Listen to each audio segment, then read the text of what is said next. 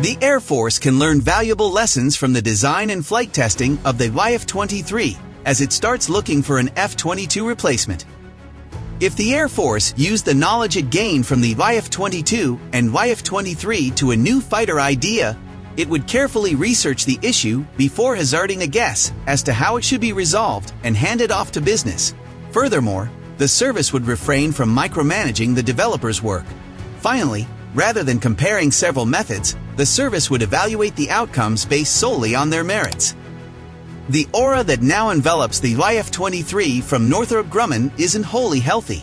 It illustrates a trend among many Americans to seek out technology fixes for social issues. The recent arc of American history would not have been altered by purchasing F-23s rather than F-22s. It would not have prevented China's ascent to global dominance or Russia's revival. The spread of right-wing militancy and radical Islamic terrorism would not have stemmed by switching Lockheed's stealth fighter for Northrop's own aircraft. However, the YF-23's development and flight testing do provide the Air Force with valuable lessons as it starts looking for an F-22 replacement. In its Air Superiority 2030 study, published in 2016, the Air Force recommended that, starting in the 2030s, a new penetrating counter-air system replaced the service's approximately 180 F-22s. In order to further develop concepts for the penetrating counter-air system, the Air Force started evaluating alternatives in 2017. According to service officials, they are very interested in a disaggregated strategy for achieving air supremacy that integrates a variety of systems. That strategy might be a departure from the past. The Air Force has predicated its air superiority theories on fighter aircraft for the entirety of its 72-year existence. Fighters will most certainly be a part of the new penetrating counter-air system, but they may work in tandem with drones, air, space, and ground-based networks, sensors, and weapons more so than in the past. A new air superiority system, regardless of its shape, might take longer than 15 years to develop if the YF-23 program is any clue. According to Paul Metz, a former Northrop test pilot who flew the YF-23, the Air Force started looking into the specifications for a new fighter in 1971 to replace the F-15, which was still being developed at the time. In a 2015 lecture series at the Western Museum of Flight in California, Metz spoke extensively on the YF-23. Before the service finally reached the aircraft sector, studies were ongoing for 10 years.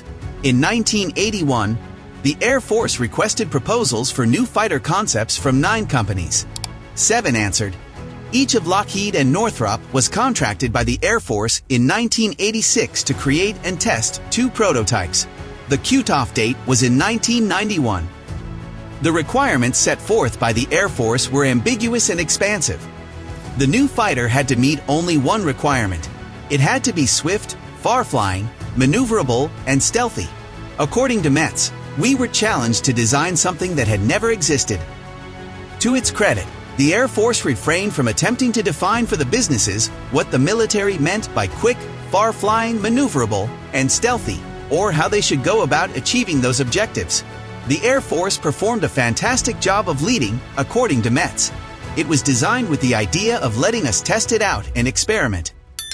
The Air Force also avoided competing the subsequent YF-22 and YF-23 prototypes. Instead, each of the 2 businesses undertook a separate independent flight test program. It wasn't a fly-off, insisted Metz. That was crucial. The fast, far, stealthy criteria was met by the YF-22 and YF-23, which were completely different aircraft with their own design trade-offs and methods. Speedier was the YF-23. Perhaps more agile was the YF-22. The YF-23 advanced avionics technology to new heights. Probably, the YF-22 was simpler to construct. Making apples-to-apples comparisons is impossible, according to Metz.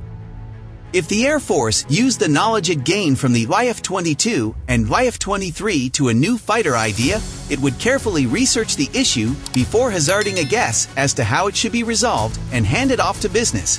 Furthermore, the service would refrain from micromanaging the developer's work.